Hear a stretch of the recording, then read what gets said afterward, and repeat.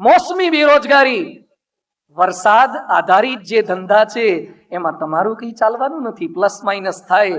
અને શિક્ષિત બેરોજગારી, ભણ્યા પછી તમારી લાઈનનું ન મળે અને તમે નીચી લાઈનનું કઈ ન કરી શકો, એ શિક્ષિત બેરોજગારી છે. પણ એના કરતા પણ અઘરી હોય સ્વયં સર્જિત બેરોજગારી. સ્વયં સર્જિત બેરોજગારી, આળસ અને પ્રમાદ મળે છે પણ કરવું નથી. બાના બતાવીએ છીએ, રોડ પર ટ્રાફિક જામ હોય તો 2-5 મિનિટ રાહ જોવાય, પલાઠી મારીને કલાક બેઠું ના રહેવાય, ડાયવર્ઝન વાળો રસ્તો શોધી લેવાય.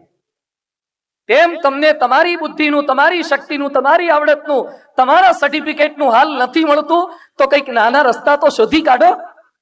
તમને લાખનો પગાર નથી મળતો તો ઓછા પગાર પર કંઈક પ્રયત્ન કરી શકો છો, પણ આપણે એ કરી શકતા નથી. બહાના બતાવીએ છીએ. આજે માણસ પ્રગતિ નથી કરી શકતો, એના મૂળમાં ક્યાંક આપણી ખામી છે, સ્વયં સર્જિત બેરોજગારી છે. એકલવ્યને જ્યારે દ્રોણાચાર્યએ ભણાવવાની ના પાડી દીધી, એકલવ્યે ગુરુ દ્રોણાચાર્યની મૂર્તિ બનાવીને ભણવાનો પ્રારંભ કરી દીધો. ઓનલાઈન શિક્ષણનો સૌથી પહેલો પ્રારંભ આખા વિશ્વમાં ક્યાંય થયો હોય તો ભારતમાં એકલવ્ય અને દ્રોણાચાર્યની વચ્ચે થયો હતો. ઓનલાઈન એજ્યુકેશનનો પ્રારંભ એકલવ્ય ઓનલાઈન શિક્ષણનો પ્રારંભ કરી દીધો હતો. તો રસ્તા વિચારો. દ્વિતીય વિશ્વ યુદ્ધ જ્યારે ચાલતું હતું એ સમયે લોખંડ ખૂબ વપરાતું હતું અને લોખંડની અછત થઈ.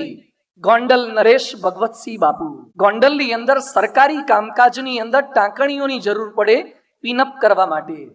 લોખંડ મોંઘું થઈ ગયું એટલે ટાંકણીઓ મોંઘી થઈ ગઈ.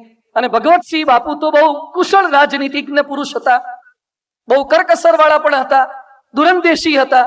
ભગવતસિંહ બાપુએ ગામના જે લોકો બાવળના દાંતણ કાપીને લાવતા હતા, અને એ સમયે તો બ્રશ નહોતા એટલે લોકો દાંતણ વાપરતા હતા, એને બોલાવ્યા કે તમે દાંતણ કાપતી વખતે સૂળો જે વધે છે એનું શું કરો છો? એ કે બાપુ બાવળની સૂળો તો પછી અમે નાખી દઈએ છીએ.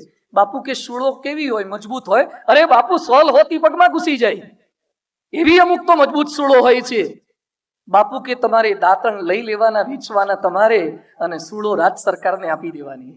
અરે બાપુ અમે તો તૈયાર જ છીએ સૂળો આપવા માટે. સૂળો આપી. તમને જાણીને આનંદ થશે કે જ્યાં સુધી દ્વિતીય વિશ્વ યુદ્ધ ચાલ્યું અને લોખંડના ટાંકણીના ભાવ ન ઘટ્યા ત્યાં સુધી ગોંડલ નરેશે સરકારી કામકાજમાં ટાંકણીને બદલે બાવળની સૂળો વાપરી અને એમાં 1,22,000 રૂપિયાની બચત એ વખતે કરી હતી. વાતો ન કરો કે તકલીફ છે, કંઈક રસ્તા શોધી કાઢો.